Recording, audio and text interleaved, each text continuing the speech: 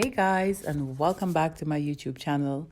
If you're new here, I just want to take this opportunity to say thank you so much for viewing and for subscribing to my channel. So in today's video, I'm just going to be showing you how easy it is to get this style, or how easy it is to jumbo braid your hair using the rubber band method.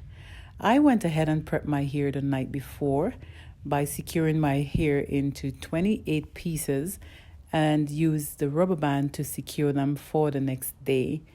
I work from home and I have a really hard time. I work long hours. By the time I finish working at 9, I'm very tired and I don't get much time to do anything when it comes to my hair.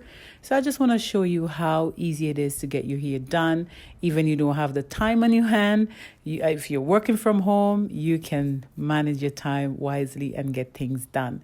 So that is what I went ahead and do. So I just want to share that with you. There is nothing special about it, but I just want to show you how you can achieve this simple, easy jumbo braid while you're working from home. So if you want to see how it turns out to be, keep watching this video to the end.